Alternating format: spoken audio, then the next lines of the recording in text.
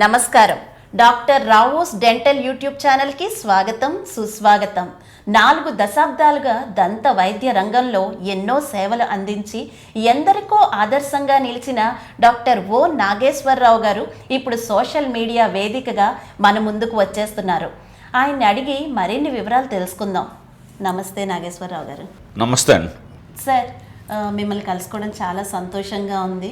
మిమ్మల్ని మేము ఎన్నో విధాలుగా చూసాం. అంటే స్కూల్ క్యాంప్స్లో, టీవీల్లో, రేడియోల్లో, తర్వాత ప్రతి చోట ఎక్కడ సేవ ఉంటే అక్కడ మీరు ఉంటారు అనేది చాలామంది నోట్లోంచి వచ్చే మాట. మిమ్మల్ని ఇలా కలుసుకోవడం మాకు చాలా సంతోషంగా ఉంది. ఇప్పుడు ఎక్కువ ఆడవాళ్ళల్లోనే, ఈవెన్ మగవాళ్ళల్లో కూడా మనం చూస్తున్నాం హెయిర్ లాస్. అంటే హెయిర్ లాస్కి చాలా మందులు వాడుతున్నారు. కొంతమంది అయితే ఆడవాళ్ళు అయితే బ్యూటీ పార్లర్స్ చుట్టూ పరిగెడుతున్నారు. అంటే అసలు రీజన్ తెలియక అసలు ఈ చిగుళ్ళ వ్యాధి వల్ల కూడా ఏమైనా హెయిర్ లాస్ అయ్యే అవకాశం ఉందంటారా? కొంచెం మా వ్యూవర్స్కి వివరంగా చెప్పండి. చాలామంది ఈ హెయిర్ లాస్ అంటే తల ఊడిపోవడం అనేది జరుగుతూ ఉంటుంది. అంటే ఏజ్ పెరిగే కొద్దీ తల వెంట్రుకలు ఊడిపోవడం అనేది జరుగుతూ ఉంటుంది. అంటే ముఖ్యంగా లేడీస్లో వెంట్రుకలు ఊడిపోవడం అనేది, అంటే లేడీస్ వెంట్రుకలను చాలా ప్రాణప్రదంగా చూసుకుంటాం జరుగుతూ ఉంటుంది. అవి ఊడిపోతే వాళ్ళు చాలా బాధపడిపోతూ ఉంటారు అన్నమాట. ఈ లేడీస్ వాళ్ళకి ఏంటంటే ఈ ఈస్ట్రోజన్ హార్మోన్స్, ఈ హార్మోన్స్ యొక్క ఇంబ్యాలెన్స్ వల్ల, అంటే ఈ పీరియడ్స్ రావటం, అట్లాగే ప్రెగ్నెన్సీ, లాక్టేషను, అట్లాగే మెనోపాజ్, ఈ స్టేజెస్లో ఈ ఈస్ట్రోజన్ అనేది చాలా తగ్గిపోతుంది అన్నమాట.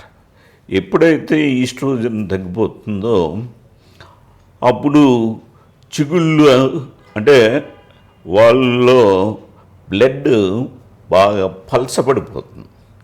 ఈ పలసపడిపోయినప్పుడు వాళ్ళు కనీసం బ్రష్ చేసుకుంటే ఆటోమేటిక్గా ఈ బ్రిజిల్స్ ఈ చిగుళ్ళకి తగిలి ఈ బ్లీడింగు రావడం అనేది జరుగుతుంది అనమాట. బ్లీడింగ్ ఎప్పుడైతే వచ్చిందో ఆ బ్లీడింగు పాయింట్ గుండా ఈ బ్యాక్టీరియా ఆ చిగుళ్ళలోనికి ప్రవేశించడం జరుగుతూ ఉంటుంది. ఇట్లాగా ముఖ్యంగా ప్రెగ్నెన్సీ లాక్టేషన్లో ఆ 9 నెలలు, తర్వాత ఒక 6 నెలలు, ఇట్లాగా మొత్తం మీద ఒక సంవత్సరం పాటు వాళ్ళు ఈ ఈస్ట్రోజన్ యొక్క ఇంబ్యాలెన్స్ ఉంటుంది. ఈ సమయంలో ఈ బ్యాక్టీరియా ఏంటంటే ఈ చిగుళ్ళలోనికి ప్రవేశించి చాలామంది చెప్తూ ఉంటారు, మా పిల్లవాడు పుట్టిన తర్వాత నాకు పళ్ళు మధ్యలో సందులు వచ్చేసాయండి, అంతకుముందు బాగానే ఉండేది, మన పళ్ళు చాలా బాగుండి ఇట్లా పొడుగ్గా అయిపోయి ఇట్లా పక్కగా వెళ్ళిపోయాయి, ఇప్పుడు కదిలిపోతున్నాయి అని చెప్తూ ఉంటారు అన్నమాట. ఇవన్నీ ఏంటంటే ఈ చిగుళ్ళ వ్యాధి కారణం అన్నమాట. ఈ చిగుళ్ళ వ్యాధి కారణంగా ఇది మనం తీసుకునే, అంటే వాళ్ళకి తెలియదు, ఈ పంటికి మధ్యలో గ్యాప్ వచ్చే వరకు కూడా మనకి చిగుళ్ళు వ్యాధి ఉంది అనే విషయం తెలియదు. అందుకే పెద్దవాళ్ళు కూడా ఇప్పుడు ఈ ప్రెగ్నెన్సీలో కానీ, ఇప్పుడు డెలివరీస్లో కానీ జన్నీళ్ళు నోట్లో వేసుకోవద్దు అంటారు. అట్లాగే పళ్ళు తోముకునేటప్పుడు కూడా ఈ పసుపు, అట్లాగే సొంటి వాటితోటి తోముకోమని చెప్తారు. అంటే చాలా జాగ్రత్తగా ఉండమని చెప్తారు. ఎందుకంటే ఈ చిగుళ్ళు వ్యాధి అటాక్ అవుతుంది, తర్వాత పళ్ళు కదిలిపోతాయి, ఊడిపోతాయి, పళ్ళు సందులు వస్తాయి, తర్వాత దానివల్ల చాలా ఇబ్బందులు ఉంటాయి అని చెప్తూ ఉంటారు అన్నమాట. కానీ అవి చాలామంది లెక్క చేయరు, కానీ అది నిజం. కాబట్టి ఈ చిగుళ్ళు వ్యాధి వల్లే ఇప్పుడు మనం ఇంతకుముందు చెప్పుకున్నట్లే ఈ ఆహారం మనం తీసుకునే ఆహారం ద్వారా అవి ఇప్పుడు బ్యాక్టీరియా స్టమక్లోకి పోవడం, ఆ స్టమక్ నుంచి రక్తంలో కలవడం, రక్తం నుంచి ఆటోమేటిక్గా అవి గుండెకి చేరి గుండె నుంచి శరీర భాగాలన్నిటికి చేరటం అనేది జరుగుతుంది.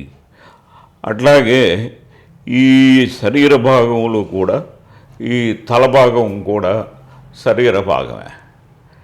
ఈ తల ఆ చర్మం కూడా ఈ చర్మంలో ఎవరు అంటే చాలామంది కూడా నెగ్లెక్ట్ చేయటం వల్ల ఈ చర్మ వ్యాధి అంటే ఎంటుకలు ఊడిపోవడం, తల మీద ఉన్న స్కిన్ అది సరిగ్గా దాంట్లో బ్యాక్టీరియా చేరి అక్కడ ఈ వెంట్రుకలన్నీ ఊడిపోవడం కూడా చాలామంది జరుగుతూ ఉంటుంది అన్నమాట.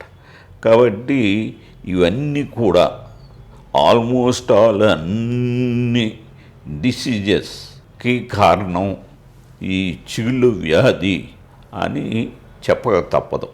కాబట్టి ఎందుకంటే మనం ఏది తిన్నా నోటి నుంచే తినాలి, తింటేనే మనకి ఆరోగ్యం.